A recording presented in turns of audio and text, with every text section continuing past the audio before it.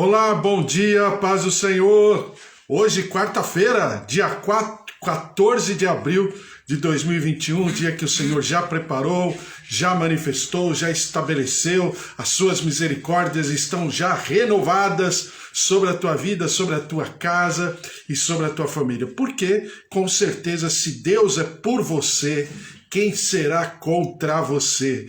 Se Deus é por nós, quem será contra nós? Então, a Bíblia diz que o Senhor está indo à frente, à nossa frente, que nós devemos nos posicionar, porque com certeza toda obra pertence ao Senhor e é Ele quem todo poder, todos os atributos para te levar a bom êxito, como diz a própria palavra, e essa graça e essa plenitude está sobre a tua vida, já estão renovadas, né, sobre a tua vida nessa quarta-feira, dia 14 de abril. Estamos lendo a palavra do Senhor e também pensando um pouco a respeito, e estamos em jejum, né? Hoje é o terceiro dia do nosso jejum, começamos segunda-feira, segunda, terça e quarta, e estamos falando um pouquinho, aproveitando que estamos falando, né, entre nós aqui, para nós que desejamos, estamos fazendo jejum, né, por uma série de razões, mas principalmente por esse momento que nós estamos vivendo no Brasil, situação da pandemia de uma maneira descontrolada e os governos, as autoridades, os gestores públicos conflitando, batendo cabeça, uma série de coisas, mas em meio a tudo isso está o povo, né? O povo que sempre foi desassistido, sempre foi prejudicado, sempre foi depreciado, sempre foi desprezado, e o povo está, nós todos, né, estamos no meio dessa guerra que ora a gente acha que é apenas um conflito de poderes, né, para que ver quem manda mais ou quem manda menos, e do outro lado é também uma falta de estrutura assistencial, de saúde, de vontade política, de gestores públicos conscientes, né, pessoas responsáveis, enfim, uma série de coisas que nós estamos colocando diante do Senhor. Mas também, claro, em primeiríssimo lugar, quando eu jejuo, eu estou querendo me derramar diante do altar do Senhor para que eu possa afligir a minha alma. Em primeiro lugar, afligindo a minha alma, não o meu corpo, mas a minha alma. Por que a minha alma? Porque eu quero expor, depositar diante do Senhor os meus sentimentos. A minha maneira de pensar, a minha maneira de agir, a minha maneira de avaliar toda uma situação, uma circunstância, me derramando diante do altar do Senhor para que o Senhor realmente estabeleça a sua vontade, concretize a sua vontade sobre a minha vida e através da minha vida. Então, o jejum é em primeiro lugar, a capacidade que eu tenho de oficiar a minha vida diante do altar do Senhor, buscando, em primeiro lugar, o pão do céu. Porque o pão da terra nada mais é do que o símbolo, uma figura do pão do céu. Porque o meu verdadeiro alimento, ele não é terreno, ele é celestial. Como diz lá em João capítulo 6, quando Jesus está ministrando a respeito do pão do céu, e ele diz que ele é o pão do céu. E ele diz assim, porque vossos pais comeram maná no deserto e morreram. Mas aquele que se alimenta do pão do céu jamais morrerá. Então é exatamente essa lógica espiritual que nós buscamos quando nós nos propomos a jejuar, a nos consagrar. Também eu falei, nós temos conversado, de que o jejum não é uma ordem de Deus. O Senhor Deus tem uma expectativa que façamos jejum, tanto é que Ele ensina sobre o jejum. Né? Mas em nenhum momento existe uma ordem de Deus falando jejuai, como ele fala, orai sem cessar, em tudo dai graças, e outros, né, conceitos que ele ordena. O jejum ele não ordena, a não ser para o povo judeu, né, no Antigo Testamento, quando eles faziam jejum, e alguns deles até hoje ainda cumprem com essa lei do Antigo Testamento, da Torá, né, como os judeus chamam, do Antigo Testamento, que fala sobre um dia do jejum, que é o dia da expiação. Esse jejum está observado pelo Senhor na lei, está ordenado pelo Senhor na lei em relação ao povo judeu, sobre esse jejum que é um jejum nacional. Mas fora esse dia, você não tem nenhuma parte da Bíblia, seja no Antigo Testamento ou no Novo Testamento, o ordenar do Senhor sobre a prática do jejum. Mas, ao mesmo tempo, né, todos os homens e mulheres de Deus jejuaram, ou de maneira individual, né, pessoal, ou de maneira coletiva. Né? Por exemplo, Daniel e seus 3 amigos lá na terra dos babilônios, né, no tempo de Nabucodonosor, eles se propuseram a jejuar, a se consagrar. Mas também você tem Esther e Mordecai que proclamaram o jejum coletivo, nacional. Como você também tem o rei de Nínive, né, que promoveu um jejum onde até os animais jejuaram. Até as crianças jejuaram, desde o rei até as crianças, na terra de Nínive, no tempo de Jonas, para que o Senhor pudesse, né, se arrepender daquilo que ele faria com seu juízo sobre a terra de Nínive. Então você tem jejuns coletivos e jejuns individuais, sempre partindo de uma atitude individual. Porque o jejum era uma prática de consciência, onde o afligir da alma, né, se entendia e se entende até hoje, Jesus ministra a respeito, o afligir da alma nos torna mais concentrados, focados na vontade de Deus, naquilo que o Senhor tem por sobre a nossa vida e através da nossa vida. Então o jejum, ainda que não fosse a ordem de Deus, e que fique bem claro isso, nós estamos na época da graça e não na época da lei, mas por incrível que pareça, o conceito do jejum, tanto na época da lei como na época da graça, nunca foi ordenado pelo Senhor de maneira jejue agora e tal. Mas havia o quê? Uma disposição em jejuar. Por quê? Porque se é o afligir da alma, né, é o meu derramar, é o meu expor de sentimentos, né, porque as pessoas confundem uma coisa com a outra. E que fique bem claro, eu sei que a gente não confunde, mas só para ficar pontuado, né, que eu falei, que é o seguinte: quando eu coloco diante do Senhor, né, uma coisa é eu falar assim, Senhor, eu quero um carro, né? Diferente de eu falar assim, eu estou dando um exemplo, tá? Eu quero um carro. Diferente de eu falar, Senhor, eu estou entendendo que dentro do meu trabalho, dentro das minhas atividades, das minhas tarefas diárias, um carro seria muito bom.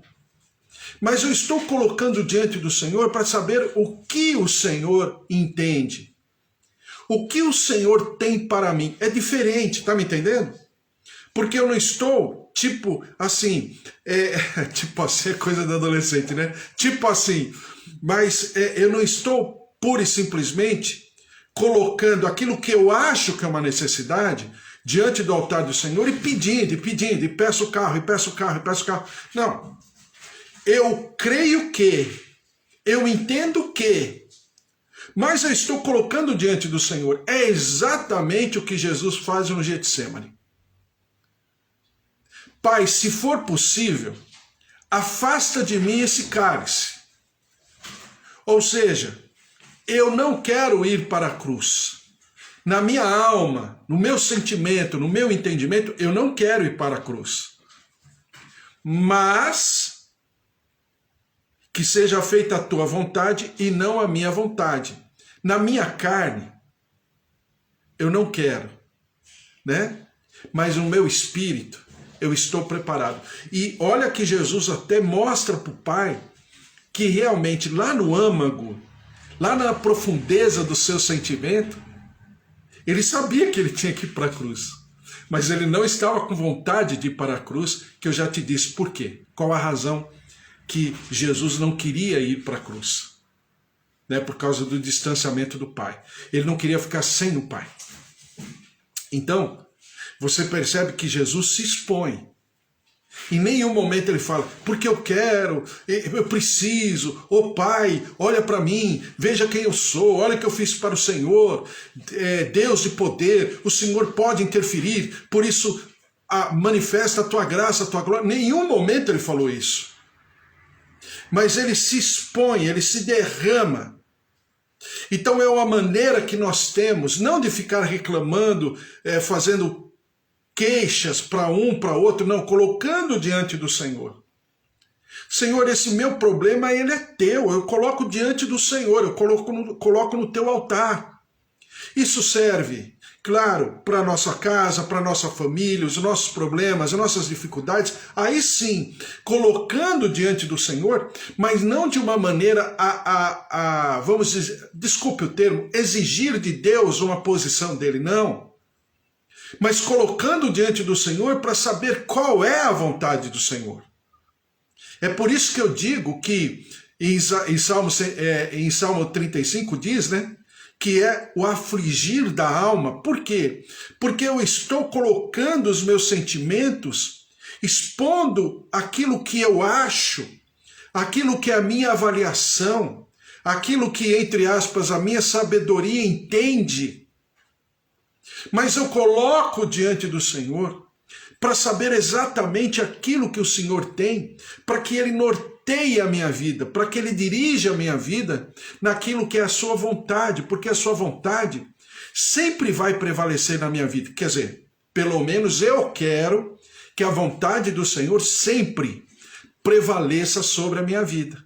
Então nós estamos jejuando nesses dias, estamos no 3º dia de jejum, exatamente para buscar em primeiro lugar o Senhor. Por quê? Senhor, olha como nós estamos. Veja o que está acontecendo com o Brasil. As inúmeras famílias, milhares e milhares e milhares de famílias, enlutadas, desesperadas, mal assistidas. Claro que nós sabemos, Senhor, se nós chegamos nesse ponto, nessa situação de tragédia diária, todos os dias.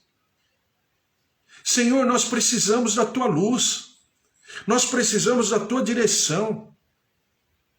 Senhor, olha para o nosso povo, enxuga a lágrima.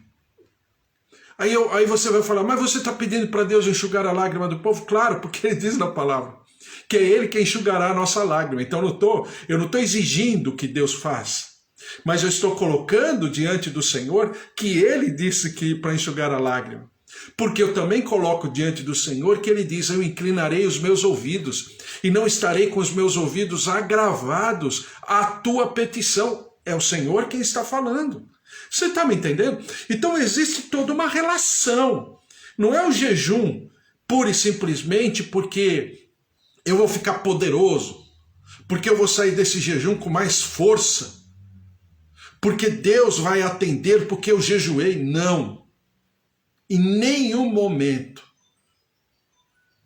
passa por essa, vamos dizer, por esse poder humano, porque nós seres humanos não temos poder algum. Haja vista o que está acontecendo, né? Um vírus microscópico, que possivelmente tenha começado lá na região da China, de repente está varrendo o mundo inteiro.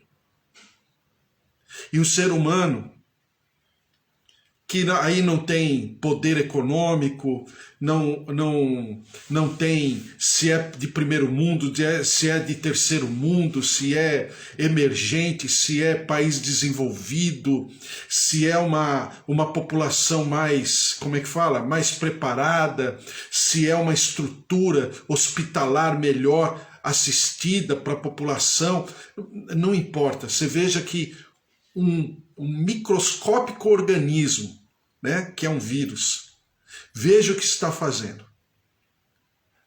Só que no Brasil, todos os dias, está morrendo mais gente do que aquela tragédia do World Trade Center. né? Todos os dias, há bastante tempo já. Então nós estamos colocando diante do Senhor, porque é o nosso contexto, é o que nós estamos vivendo.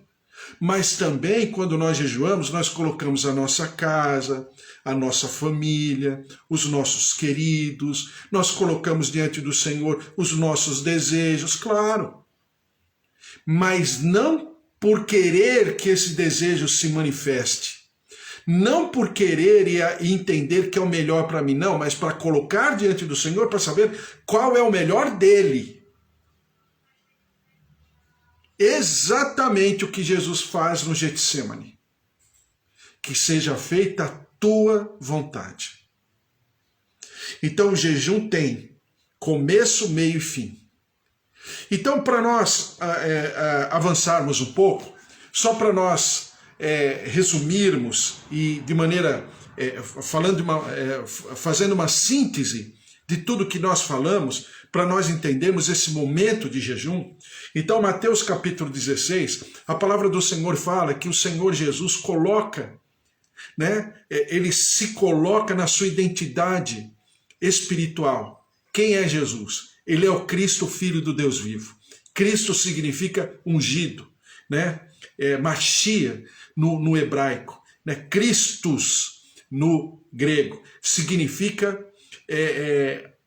grego com latim aí junto, né? Significa ungido, o separado. E ungido e separado e consagrado a uma obra também significa filho para o Antigo Testamento. Por quê? Porque ele se declara filho de Deus, mas também ele é uma pessoa natural. Ele não é o Deus que está se manifestando, mas ele é o homem que está se manifestando. Daí a Bíblia o chamar de o Filho do Homem. Então ele também é o filho de Davi. Por quê? Porque ele pertence a uma monarquia, a uma dinastia davídica, né? Em Jesus Cristo.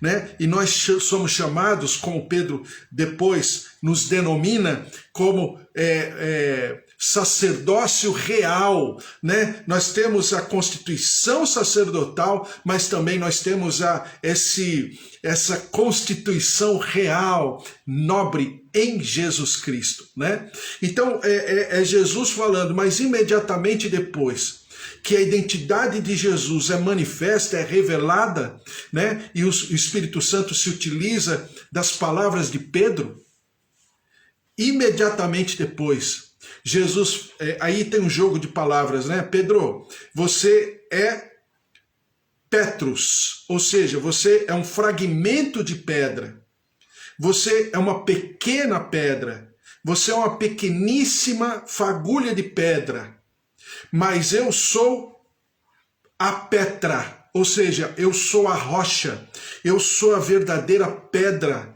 angular, principal. E naquela época as construções, né, tinha a pedra principal, a pedra de esquina, a pedra angular, que geralmente toda a construção era feita em cima daquela pedra, né? Aquela pedra era o gabarito, né, de toda a construção, e depois aquela pedra era colocada assim para forçar a construção, enquanto as outras pedras eram, vamos chamar assim, lapidadas, né, ou polidas para se encaixarem. Essa pedra não. Essa pedra era a origem de toda a construção. E ela era colocada por último. Engraçado, né? É diferente. Ela era colocada por último e ela forçada a ser colocada. Por quê? Porque quando colocada, ela selava toda a construção. A construção ficava resistente. Então o que Jesus está falando em outras palavras? Eu sou a Petra, eu sou a rocha, e você é Petrus. Você é um fragmento de pedra, você é uma pequeníssima pedra, uma fagulha de pedra, um cisco de pedra, né? Em outras palavras. Então o que Jesus está falando? Olha, nós pertencemos ao mesmo elemento, né? Se eu sou uma rocha, você é um elemento da rocha. Estamos juntos nesse edifício.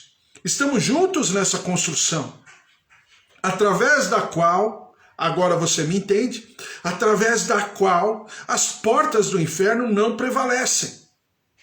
Então existe toda uma construção doutrinária a respeito da autoridade da igreja. Então é a autoridade, a constituição e a identidade de Jesus. É a autoridade, constituição e a identidade nossa, de maneira individual. Mas também a identidade, a construção vamos dizer, a autoridade da igreja, porque é no nosso coletivo, é na nossa comunhão. Lembre-se que tudo na palavra de Deus é trabalhada por sobre a comunhão. Desde a comunhão da Trindade, Pai, Filho e Espírito Santo, a nossa comunhão como povo de Deus, né? Que diz lá no Salmo 133, né? Que é como o óleo que desce sobre a barba de Arão, e o Senhor ordena a sua bênção. Então é exatamente nessa constituição, nessa autoridade que o Senhor vem caminhando. Desde Mateus capítulo 12, versículo 1, tem o ápice do capítulo 16 de Mateus, e vai andando agora no capítulo 17. Quando chega aqui, né, na cura do jovem possesso, capítulo 17, versículo 14, claro que eu estou passando rapidinho, porque a gente já leu tudo várias vezes, então você percebe o quê? Que Jesus agora é constatado na sua identidade, porque o Pai se revela e ao mesmo tempo revela essa consistência, essa constituição do Filho, quando no Monte da Transfiguração, todos ali estão olhando, enxergando a Elias e Moisés, mas o Pai destaca: esse é o meu Filho em quem me comprazo, a ele ouvi. Pronto, fechou a identidade. O reconhecimento no mundo espiritual, por algumas vezes, que você percebe que quando Jesus ia expelir demônios, né, principalmente os endemoniados de Gadara, quando ele foi expelir, os demônios falam através daquele homem: por que vem nos importunar nesse momento? Não é o momento. E eles chamam Jesus de Filho de Deus. Então, é o mundo espiritual que reconheceu. Agora, em Mateus capítulo 16, é Pedro, né? No nome de todos nós, né? Pedro está ali representando a voz humana, né? Reconhecendo, se prostrando: tu és o Cristo, o Filho do Deus vivo. E agora, em Mateus capítulo 17, no Monte da Transfiguração, é o Pai: esse é o meu Filho em quem me comprazo, a ele ouvi. Ou seja, Moisés teve o seu ministério, Elias teve o seu ministério. Foram homens constituídos, né, de altíssimo nível de compromisso com Deus. Mas agora, entre todos, esse meu Filho é quem me comprazo, a ele ouvi. Está me entendendo? A linha de raciocínio para que nós cheguemos a um entendimento do que significa o jejum. E o jejum é exatamente isso. É quando eu me derramo, exatamente o que Gideão e Isaías sentiram também, a gente já leu, não vou entrar nos versículos, não vai dar tempo, mas é exatamente o que eles sentiram. Quando eles viram ao Senhor, identificaram, né? Na teologia chama teofania, uma manifestação de Deus. Em primeiríssimo lugar, eles se enxergaram. Em primeiríssimo lugar, ao estarem diante da presença do Senhor, exatamente o que acontece também com os pais de Sansão. Ao estarem diante do Senhor, eles se derramam, porque eles falaram: eu vou morrer. Exatamente o que Pedro faz na primeira pescaria. Quando Jesus fala para ele lançar a rede fora de horário, fora de maré, fora de uma série de coisas. A natureza não estava naquele momento para fazer uma pescaria, para não realizar, por uma série de motivos técnicos.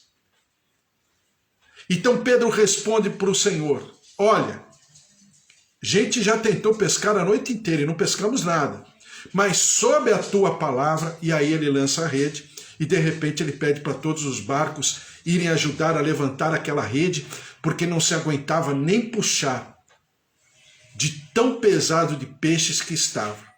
A Bíblia diz até que a rede se rompeu.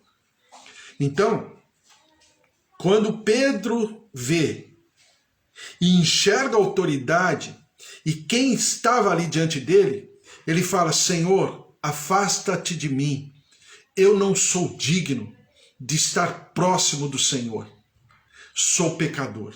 Então você tem o quê? Você tem exatamente essa consciência. Isaías, Gideão, os pais de Sansão, Pedro e tantos outros. Paulo, né? A caminho de Damasco e tantos outros. Então você tem o quê? Essa consciência, essa concentração nele, por causa dele. E aí, quando Jesus desce do Monte da Transfiguração e vê um ambiente completamente adverso, controverso por quê? Porque os fariseus estão, né, discutindo com os discípulos enquanto aquele jovem está possesso e seu pai está desesperado. E aí Jesus representa o quê? O equilíbrio.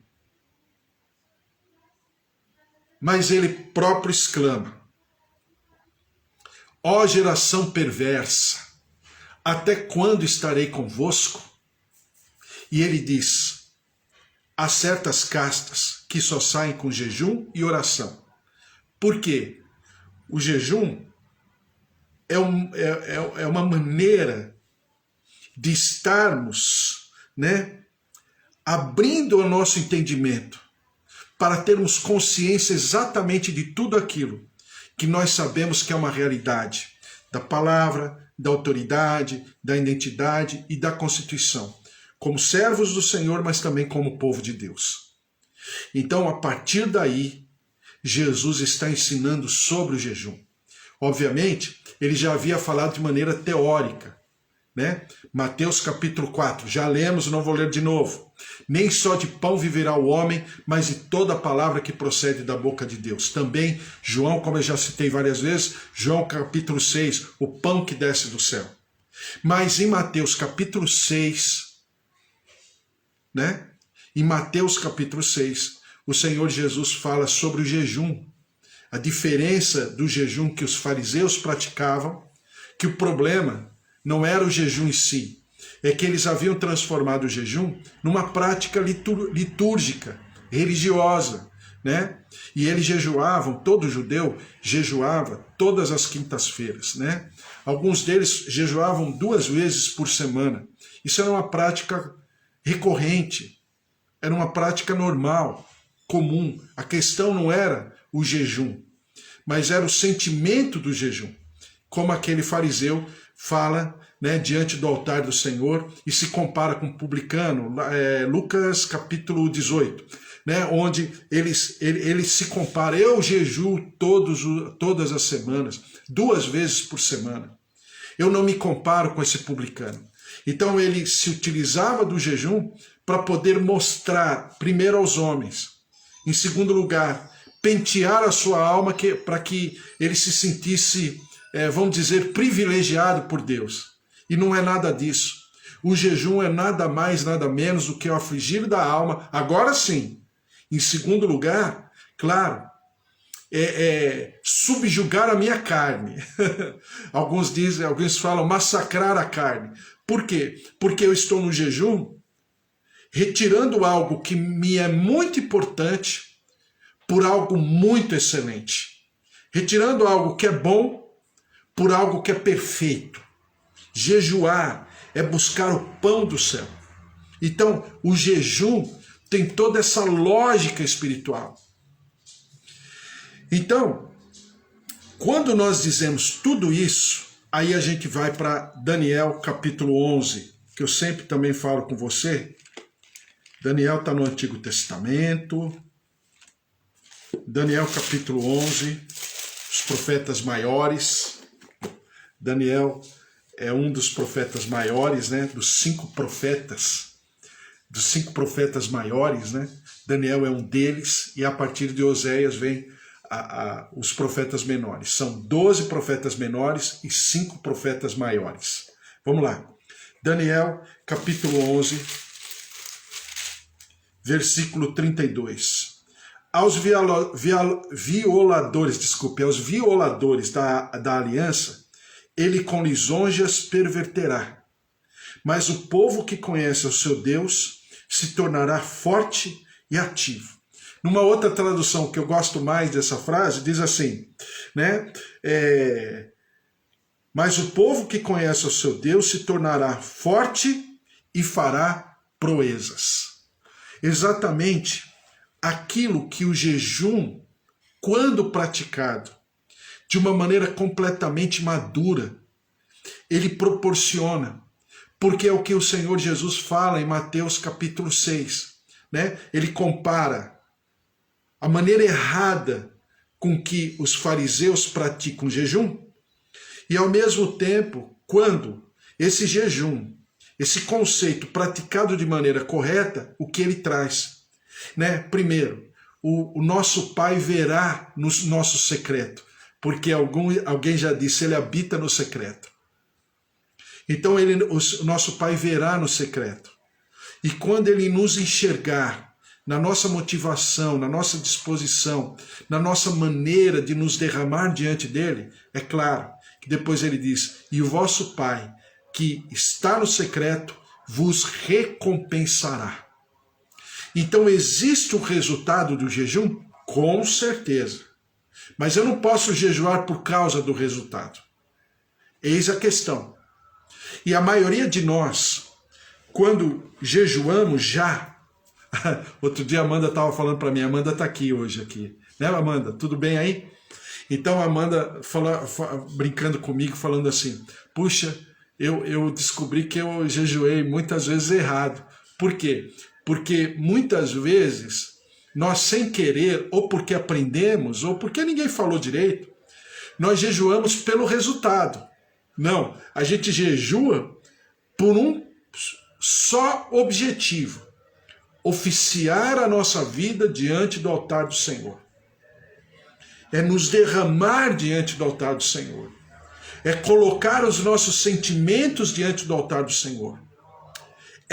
Aí sim, falar daquilo que a gente sente, daquilo que a gente pensa, no altar do Senhor. E colocar diante do Senhor e nos apresentarmos de maneira a abrir mão, presta atenção, a abrir mão daquilo que achamos que é o melhor para nós. Mas está no altar do Senhor. Eu abri mão. Muitas vezes de uma situação profissional, muitas vezes de uma situação financeira, até mesmo uma situação de saúde. Eu abro mão. Senhor, está aqui no teu altar. Eu creio que, se acontecesse isso, seria bom, mas que seja feita a tua vontade. Então eu estou o quê? Eu estou abrindo mão daquilo que seria a minha lógica de vitória.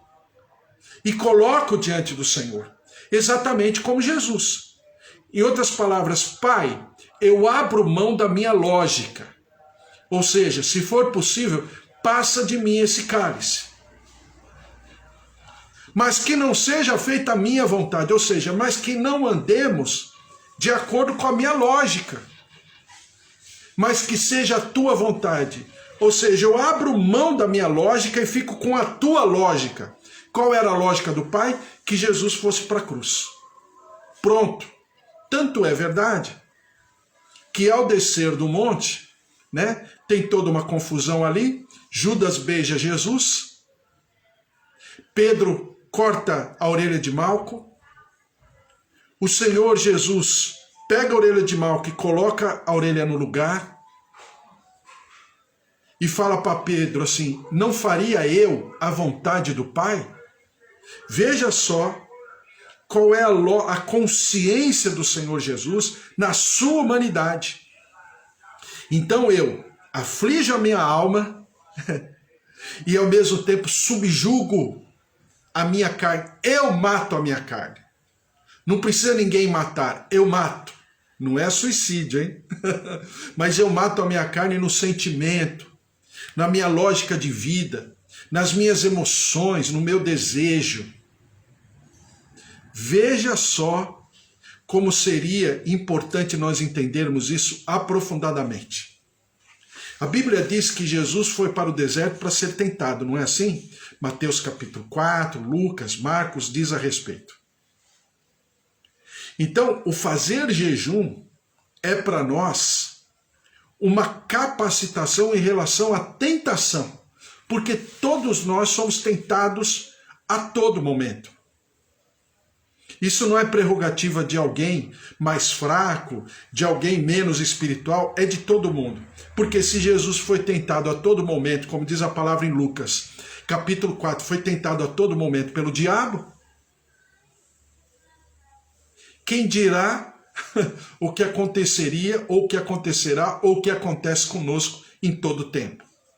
Então, o jejum é para que nós enfrentemos a nossa tentação, não a nossa tentação no sentido físico, mas a nossa tentação no nosso emocional, no nosso sentimento. Senhor, eu estou com vontade de pecar em tal área.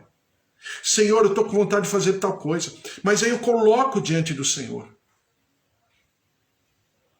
Então o jejum é um instrumento, um elemento maravilhoso para a nossa saúde em todos os sentidos.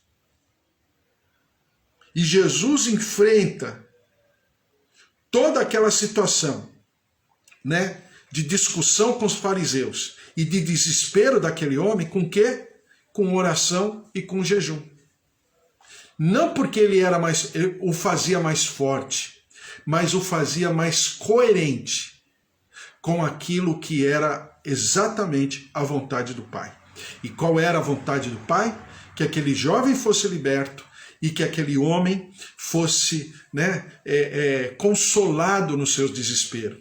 E que aqueles discípulos enxergassem o que significa ter uma conexão, uma comunhão plena com o Pai naquele momento.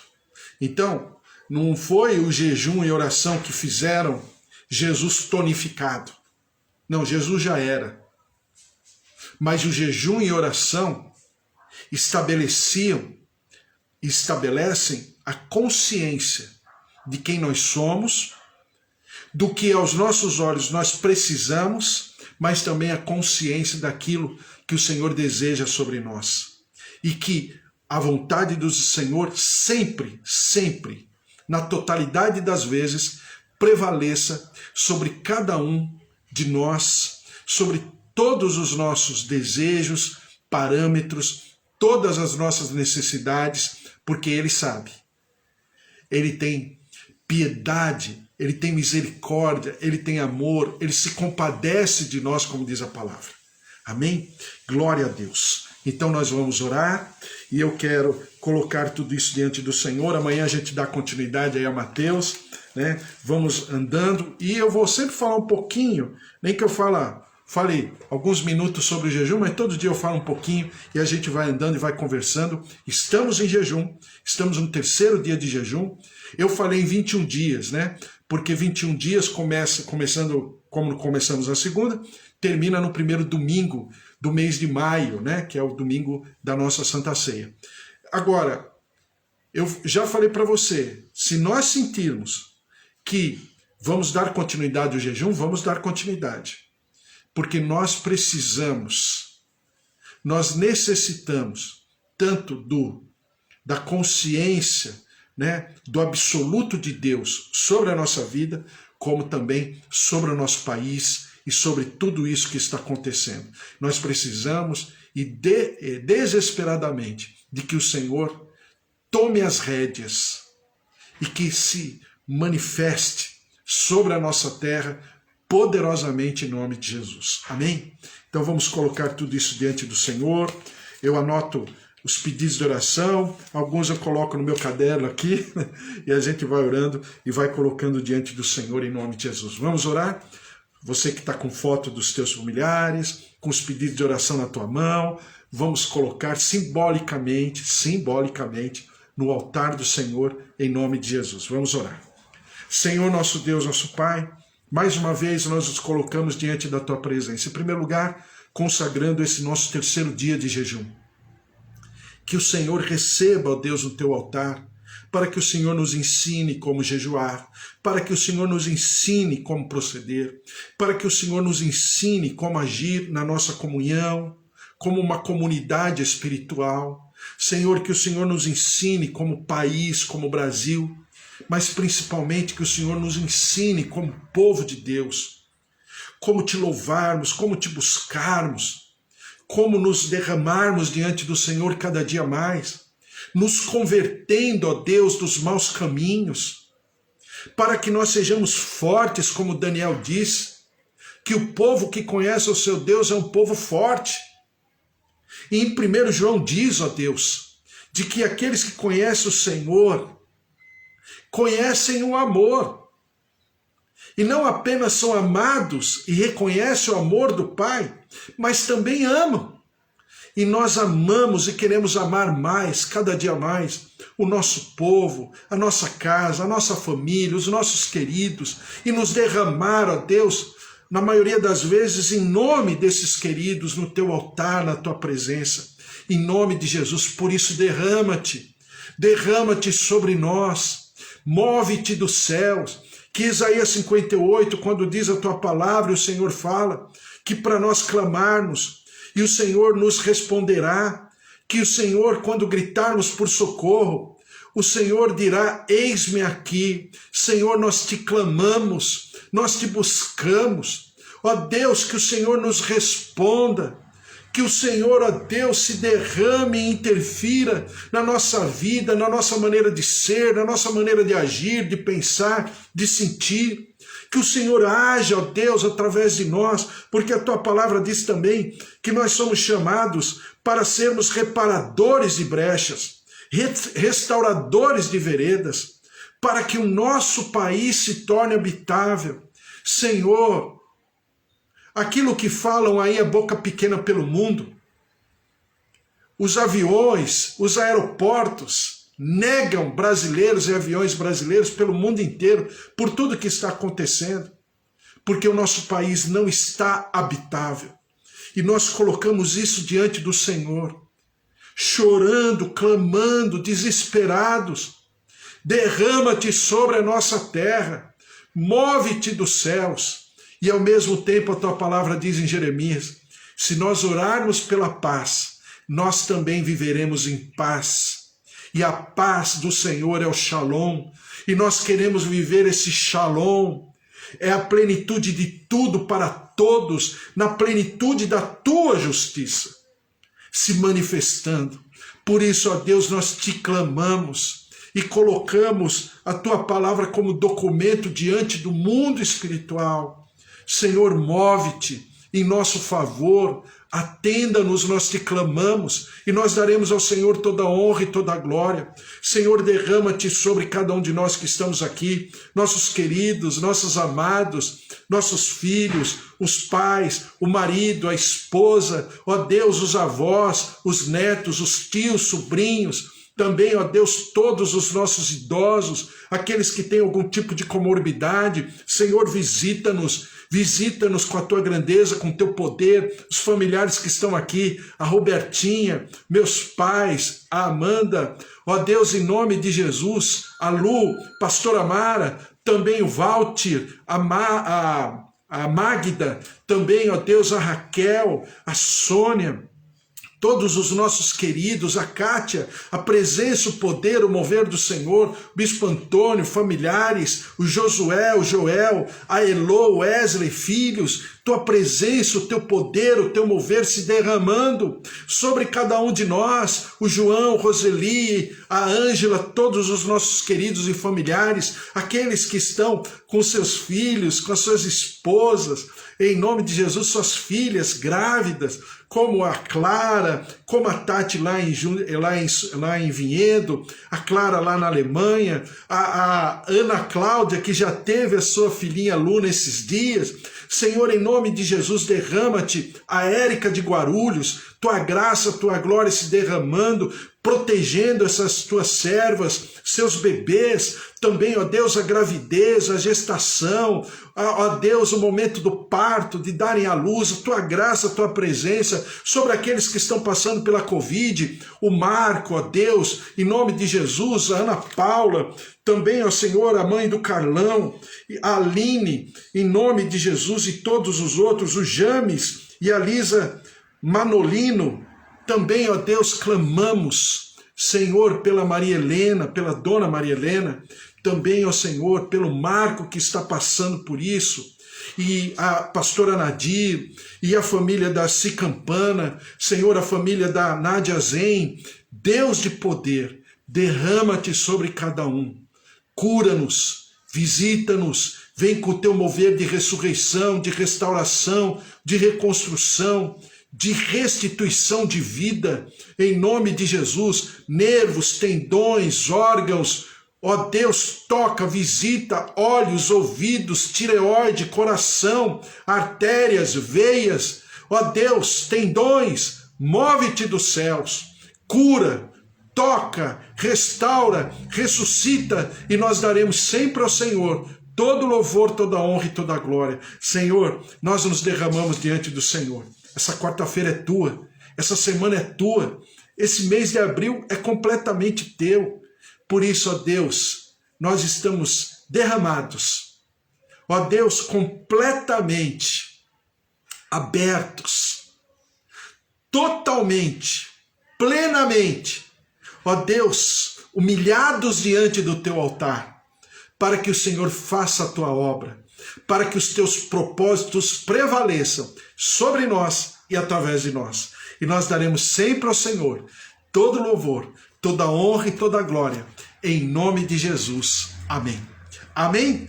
Glória a Deus, que o Senhor te abençoe e te guarde, que o amor do Deus Pai Todo-Poderoso, que fez o céu e a terra, o amor que se manifesta sobre a tua vida, a tua casa, a tua família, prevaleçam sobre essa quarta-feira, sobre você, os teus queridos, suas tarefas, seus sonhos, seus projetos, seu jejum, sua consagração, nós estejamos todos diante do Senhor, porque se Deus é por nós, quem será contra nós? O Senhor é o nosso pastor, de nada nós teremos falta. Um beijo para você, fica na paz, uma quarta-feira maravilhosa, amanhã, 10 horas da manhã, estamos de volta. Deus te abençoe, um beijo, fiquem na paz. Beijo, Robertinha.